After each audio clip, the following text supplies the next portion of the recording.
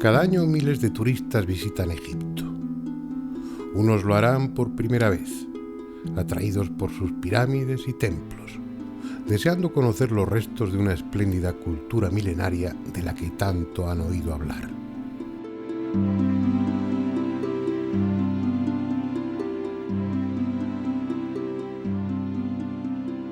Pero compartirán el avión con otros que ya han estado allí y vuelven por segunda o tercera vez, incluso con algunos que han perdido la cuenta de cuántos viajes han hecho ya al país de los faraones.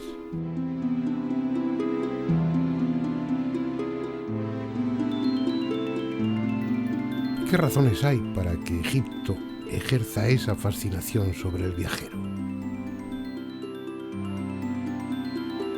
En realidad tantas como se quiera.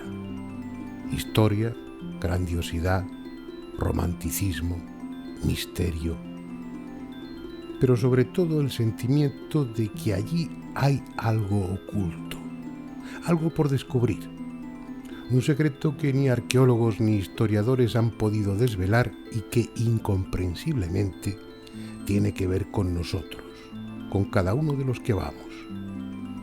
Es como si el antiguo Egipto nos perteneciese y nosotros le perteneciésemos a él. Intuimos que algo va a pasar en nuestro interior, que estando allí se va a abrir una puerta que nos hará entender quién sabe qué cosa trascendente. Más que de una visita, se trata de un reencuentro, de un regreso. Tal vez sea así porque durante 3000 años los sacerdotes constructores crearon uno de los centros místicos más importantes del mundo. Un lugar de tan elevada espiritualidad, de tanto poder, que a pesar del tiempo y de la destrucción, conserva parte de su fuerza y en lo más recóndito de nuestro cerebro sentimos su llamada.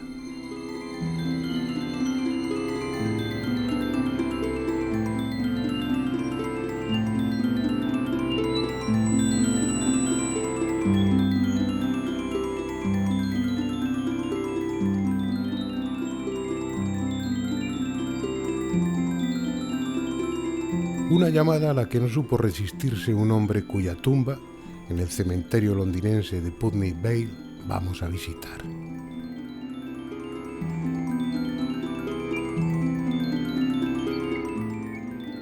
Se llamaba Howard Carter y murió pacíficamente en esta casa, el número 49 de Albert Court, el 2 de marzo de 1939, a los 65 años de edad. Su nombre figura en la larga lista de egiptólogos eminentes como responsable de uno de los hallazgos más espectaculares del pasado siglo XX, el de la tumba de Tutankamón. Cuando se habla de misterios egipcios, uno de los primeros que viene a la mente, si no el primero, es el de la maldición de los faraones sobre aquellos que turbaban su sueño eterno. Algo en lo que ningún arqueólogo dice creer, al menos públicamente, pero que ha hecho correr ríos de tinta y aún sigue excitando la imaginación de los turistas que visitan Egipto. Existía antes como un rumor, quizás sin fundamento y solo para impresionar a los arqueólogos novatos, aunque nunca se sabe. Pero cuando tomó realmente cuerpo, cuando se convirtió en titular de portada para los periódicos de todo el mundo, fue a raíz del rosario de muertes que siguieron al descubrimiento en 1922 y consiguiente profanación de la tumba de un joven faraón de la dinastía XVIII llamado Tutankamón.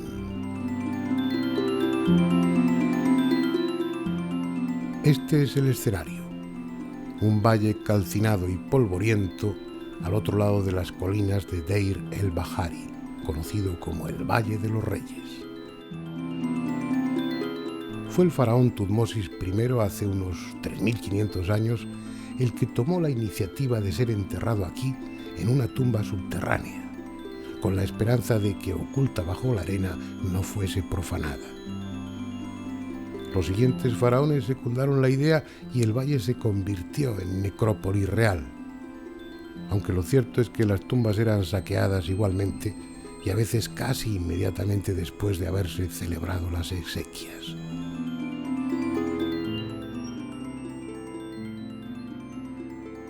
Cuando Lord Carnarvon, un adinerado caballero inglés, al que razones de salud le habían llevado al clima seco de Egipto, y Howard Carter, un joven arqueólogo formado junto al maestro Flinders Petrie, obtuvieron permiso oficial para excavar en esa zona en 1914, el Valle de los Reyes era un auténtico caos en el que la tierra extraída de unas tumbas tapaba la entrada de otras excavadas antes. Nadie pensaba que allí pudiera quedar algo que mereciese la pena. Nadie, excepto Howard Carter, que estaba convencido de que en algún lugar del valle permanecía aún sin descubrir la tumba de un faraón de la dinastía XVIII llamado Tutankamón.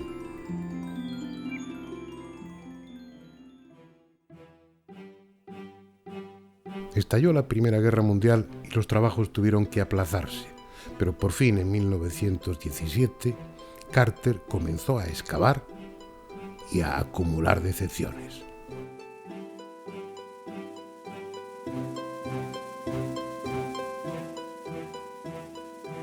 Se hizo construir esta casa a la entrada del valle para no perder tiempo yendo al Luxor, y durante 5 años vivió un auténtico infierno en el que cada atisbo de esperanza era seguido de un amargo fracaso. Hasta que un día, cuando ya Lord Carnarvon, harto de tanto fracaso, había decidido no poner más dinero en la empresa, los obreros dejaron al descubierto los primeros peldaños de una escalera que se hundía en las profundidades. Era el 4 de noviembre de 1922.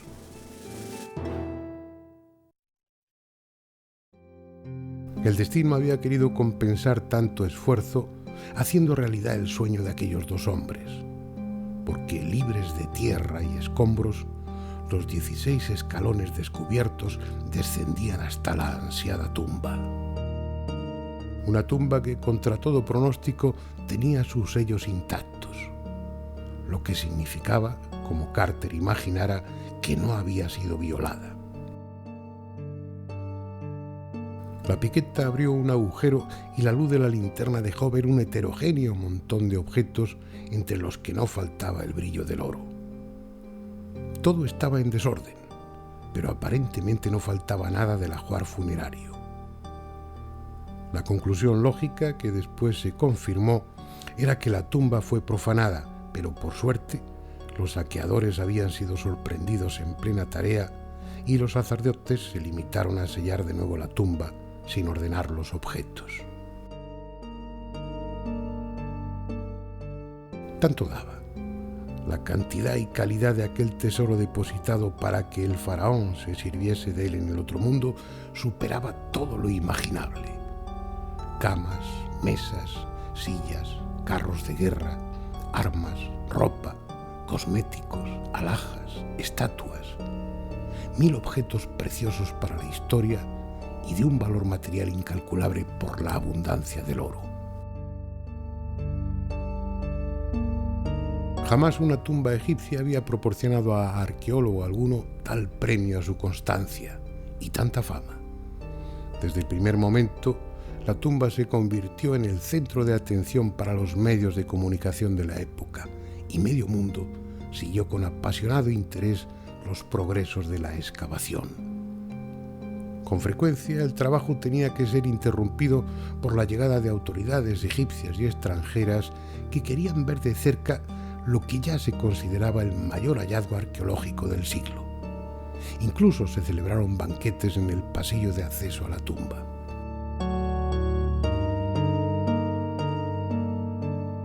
Con orden y método, las piezas fueron retiradas una a una, convenientemente embaladas y luego almacenadas para su oportuno estudio. Fue una tarea lenta, pero al fin la antecámara quedó despejada y la pared que daba acceso a la cámara funeraria, con sus sellos intactos, pudo ser derribada.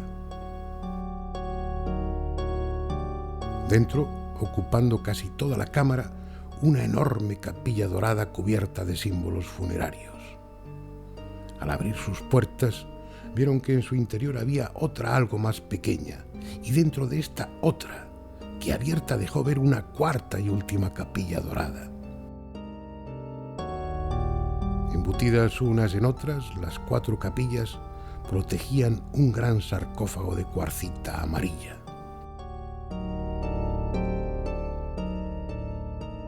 Levantada su tapa, apareció un féretro con la imagen del faraón, que una vez abierto dejó ver otro dentro de él y abierto este otro más.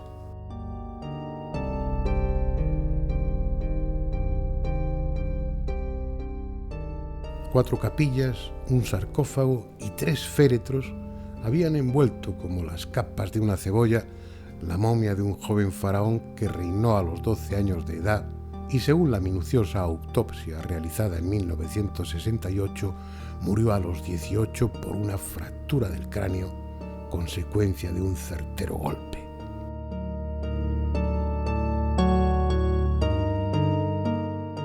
Hijo, yerno y probablemente hermano de Akenatón, el célebre faraón hereje que estableció como dios único a Atón, simbolizado por el sol, el joven Tutankamón, adecuadamente manipulado por su suegra, la bella Nefertiti, y otros personajes de la corte, volvió a establecer el culto tradicional a Amón, con lo que la poderosa casta sacerdotal recuperó su influencia. Y cuando ya no era necesario, lo asesinaron discretamente. Eso sí, llenando su tumba con un fabuloso tesoro por la labor prestada. Pese a tan valiosas ofrendas, es de suponer que en el otro mundo el espíritu de Tutankamón no estaba muy satisfecho y que su cólera, encerrada durante 32 siglos, libre a medida que caían las paredes de la tumba, buscó venganza en aquellos que habían turbado su reposo. Eso es lo que pensaban los obreros, y a lo que atribuyeron el que una cobra devorase en su jaula al canario de Howard Carter que tanto apreciaba. Un siniestro aviso que se vio confirmado cuando el 5 de abril de 1923 murió en extrañas circunstancias el propio Lord Carnarvon y poco después Arthur Mace, del Museo Metropolitano de Nueva York, que inicialmente había participado en la excavación. Ya no eran solo los obreros, los periodistas también empezaron a hablar de una maldición. Y como si los hechos quisieran confirmarlo, Georges Benedict, del Museo del Louvre, moría súbitamente junto a la entrada misma de la tumba. Pero solo era el principio. En los 7 años siguientes, más de 25 personas relacionadas directa o indirectamente con la profanación de la tumba murieron. Unas de muerte aparentemente natural y otras en absurdos accidentes o por suicidio.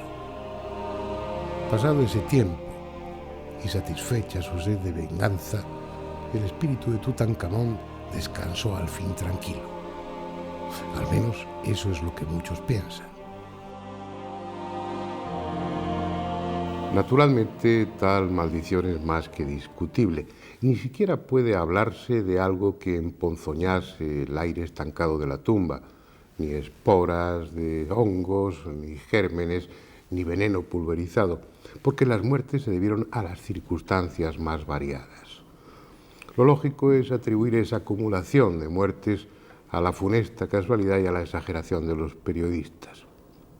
Sin embargo, una de ellas, la primera, precisamente la de Lord Carnarvon, estuvo rodeada de tantas circunstancias misteriosas que uno tiende a pensar si al final de todo no es posible que tal maldición existiese.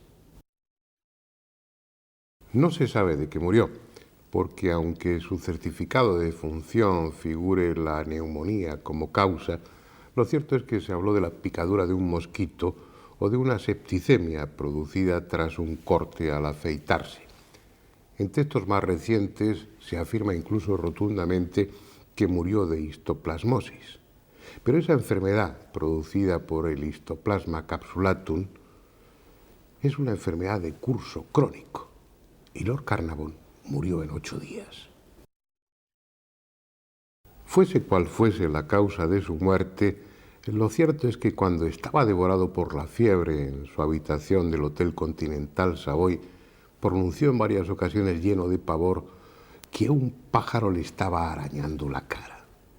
Algo aparentemente absurdo, pero que sí tiene sentido, porque durante el primer periodo intermedio en el Antiguo Egipto estaba extendida una maldición para los profanadores de tumbas que decía exactamente esto: el pájaro Nekbek destrozará con sus garras el rostro de quienes profanen una tumba.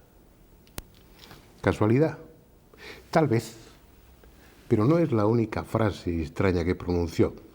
Unos instantes antes de morir, dijo algo parecido a «he oído su voz y le sigo».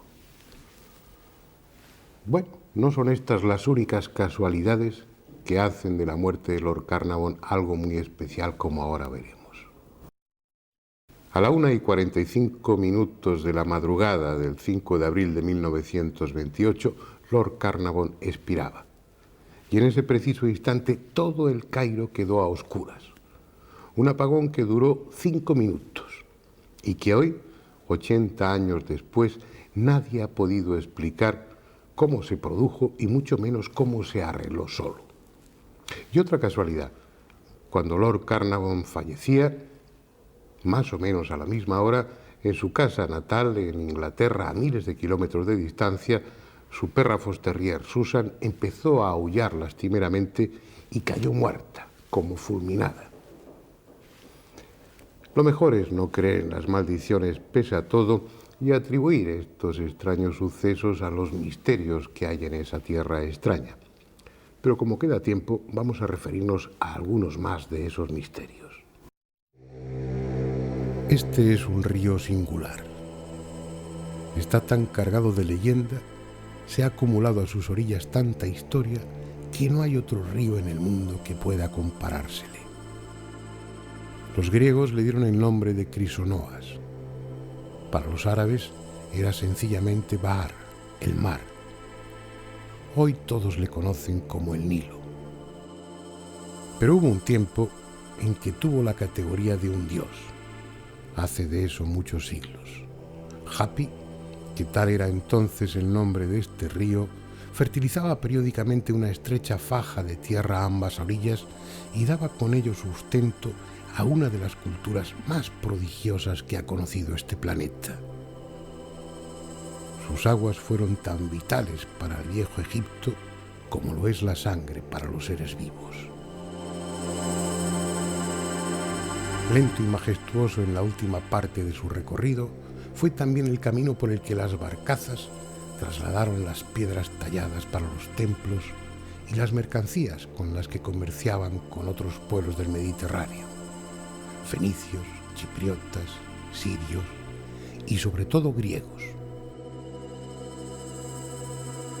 Egipto y Grecia mantuvieron estrechas relaciones durante varios siglos, al punto que el griego era el segundo idioma para la clase alta egipcia y los principales filósofos y sabios griegos iban a las escuelas sacerdotales de Egipto para estudiar y consultar sus archivos.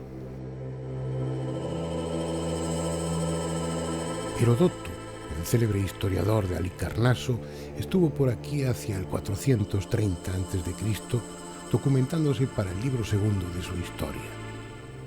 Y fue él quien dejó escrito que esta pirámide la mandó construir un rey déspota y cruel llamado Keops, que hasta prostituyó a su hija para conseguir dinero con el que financiar la obra.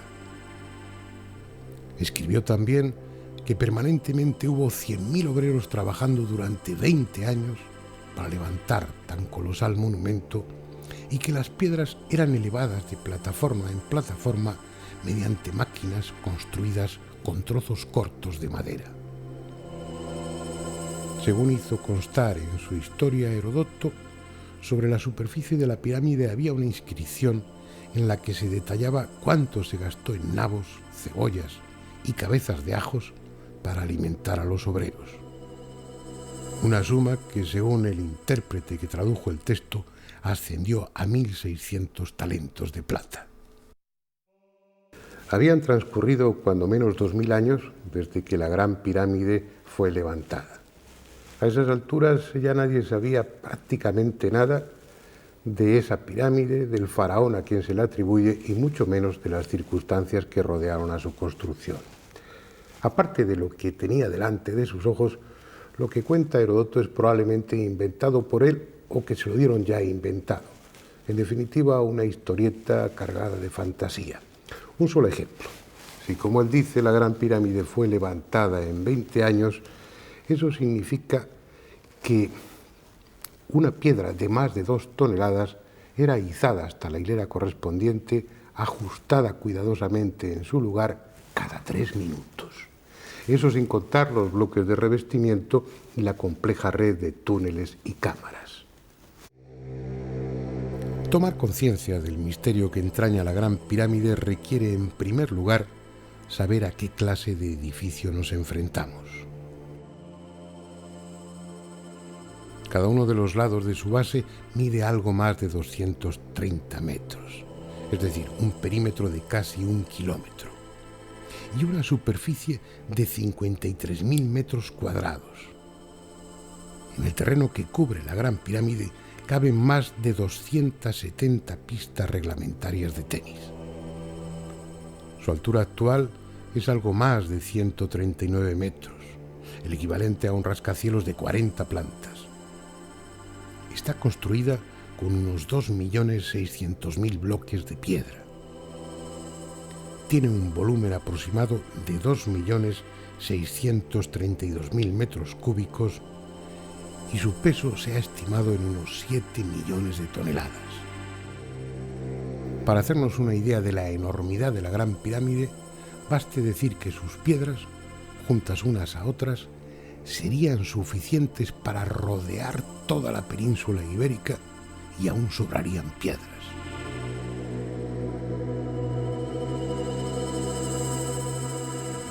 Estamos pues ante una construcción de dimensiones colosales, el mayor edificio que jamás se haya construido en el mundo. Lo insólito, lo incomprensible, es que sus constructores, hace 4.500 años o más, lo hicieron con mayor rigor, con muchísima más precisión de la que ahora, con todos nuestros medios técnicos, somos capaces.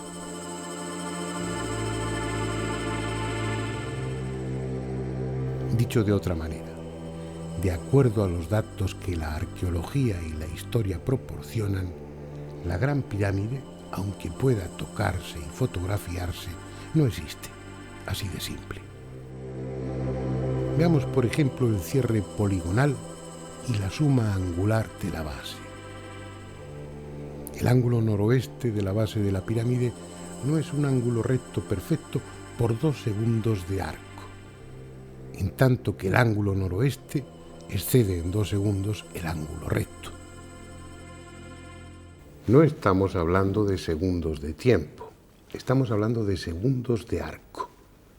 En una circunferencia, por ejemplo, la de este o la de su reloj, hay 1.296.000 segundos de arco.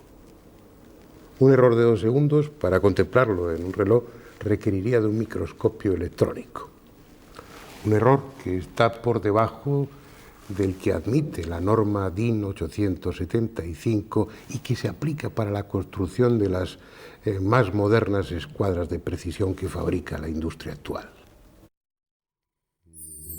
Hoy nuestra tecnología, que permite construir atrevidos puentes y levantar edificios con centenares de plantas, daría por bueno un error de 600 milímetros en el cierre poligonal de la base de la Gran Pirámide.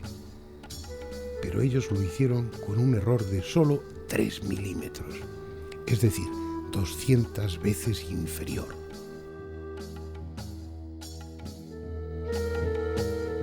En la suma angular, la arquitectura actual también consideraría válido para un edificio así un error de 600 segundos de arco. Ellos lo hicieron con un error de 4 segundos. 150 veces menos.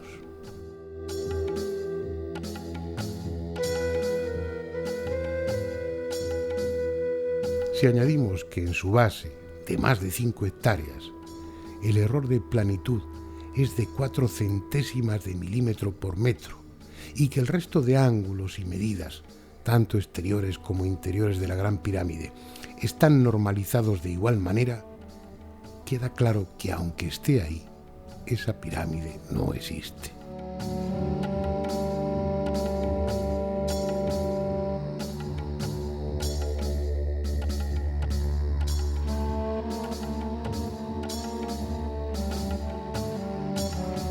No puede existir, porque ahora con nuestros teodolitos de alta precisión, niveles ópticos, cintas no dilatables, termómetros de Beckman, etcétera, etcétera, nos veríamos en apuros para conseguir esa exactitud en medidas y orientación.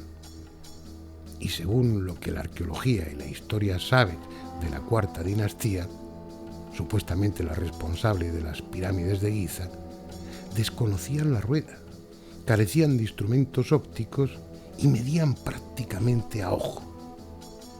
Con esos medios es absolutamente imposible que se construyese la Gran Pirámide.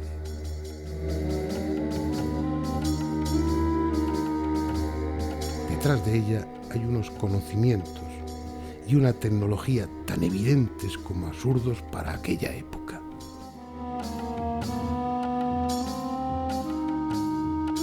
Cada uno de los bloques de revestimiento que se conservan es en sí mismo una hazaña técnica. Tienen un error de 2 centésimas de milímetro por arista.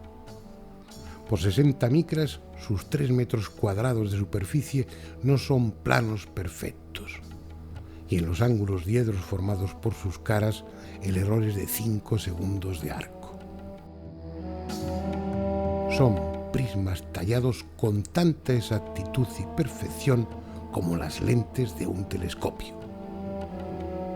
Para conseguirlo, hoy se requieren láminas de media onda, interferómetros de luz monocromática y otros sofisticados aparatos. Sin embargo, ellos lo consiguieron hacer con bloques de 16 toneladas y tallaron alrededor de 25.000. Disparatado, inconcebible e innegable, porque están ahí. El problema que plantea la Gran Pirámide es que no hay posibilidad de atribuir la exactitud de sus medidas y de su ejecución a la casualidad. Está planificada y construida con la misma o mayor precisión que cualquiera de nuestros satélites puestos en órbita, con la diferencia de que pesa 7 millones de toneladas y tiene 4.500 años de antigüedad. Sin caer en los excesos de los piramidólogos de hace un siglo, la presencia indiscutible en sus proporciones de constantes matemáticas como pi o el número áureo phi, pasando por orientaciones y correspondencias astronómicas exactas, así como el desarrollo y solución de cuestiones geométricas complejas, conducen a una sola y posible conclusión.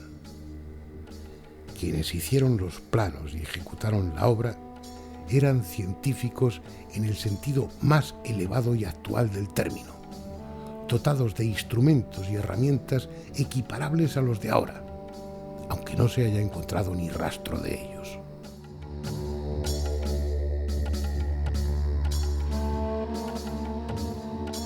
Es esa una de las cuestiones fundamentales al enjuiciar este tipo de problemas. Los arqueólogos se basan en hallazgos materiales, en evidencias arqueológicas. Si entre las ruinas no se encuentran restos de aparatos ópticos o de lentes y no aparecen representadas en ningún sitio, es que los hombres antiguos no las poseyeron. Pero por otro lado está la evidencia tecnológica. Si nos encontramos con realizaciones que solo son posibles utilizando sofisticados aparatos ópticos, es que los tuvieron, aunque no hayan aparecido. Estamos equivocados cuando aplicamos al pasado nuestro concepto de la sociedad actual. El conocimiento fuese cual fuese su alcance, estaba reservado a unos pocos, a los que pertenecían a determinados niveles de la casta sacerdotal y a los escribas de más alto rango.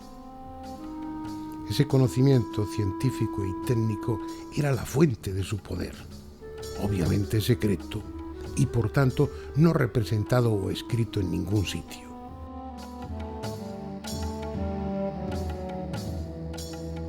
Eso es hasta tal punto cierto en el Antiguo Egipto que técnicamente hubo lo contrario a una evolución, hubo una involución. Los secretos de las primeras dinastías no pasaron a las siguientes, ni en matemáticas, ni en astronomía, ni en medicina, ni en técnica constructiva. Se perdieron por alguna razón. Los faraones de la dinastía 12 o de la 18 no habrían podido construir otra gran pirámide por mucho dinero y mano de obra que tuviesen. Les faltaban los conocimientos de que dispusieron los de la cuarta dinastía. Lo malo es que esos conocimientos son tan desestabilizadores, tan desconcertantes, que no solo obligan a modificar nuestro concepto del pasado, sino también nuestro concepto de la física. Este es un tarugo de piedra muy dura, producto de uno de los trépanos actuales. Su superficie es tan lisa como la de esta mesa. Y eso es porque los trépanos de ahora, los modernos, a pesar de tener unos bordes cortantes de extrema dureza y actuar con una presión de 50 kilogramos, solamente avanzan en cada giro, muerden en cada giro 5 centésimas de milímetro en la piedra. Y eso hace que las estrías estén tan juntas que el tacto no las perciba. Pues bien, hace 4.500 años, los antiguos egipcios tenían trépanos que en cada giro penetraban más de 2 milímetros en el granito. Es técnicamente imposible, impensable siquiera, porque sería necesario que el material del borde cortante de los trépanos fuera 50 veces más duro que el diamante y que la presión aplicada no bajase de los 2.000 kilogramos. Pero siendo algo inconcebible para nuestra tecnología, resulta que ahí están los agujeros con sus estrías bien visibles como prueba indiscutible de que ellos sí lo hicieron. Y no son una excepción, porque cerraban la piedra con la misma incomprensible eficacia. Nuestras sierras circulares con punta de vidia, las más modernas y potentes, penetran en cada paso 4 centésimas de milímetro. Los serruchos egipcios, en cada pasada, penetraban en la piedra 2,5 milímetros, 60 veces más. No hay máquina ni material en el mundo capaces de eso. Sin embargo, ellos lo hicieron.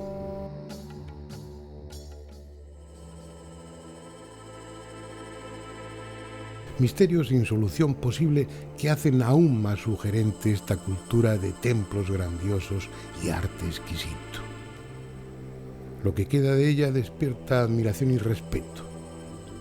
Pero si el viajero sabe observar, encontrará a cada paso motivo también para el desconcierto. Como este obelisco inacabado de más de 1.200 toneladas, imposible hoy de transportar, pero que con toda seguridad ellos lo habrían trasladado centenares de kilómetros de no haberse rajado mientras lo estaban tallando.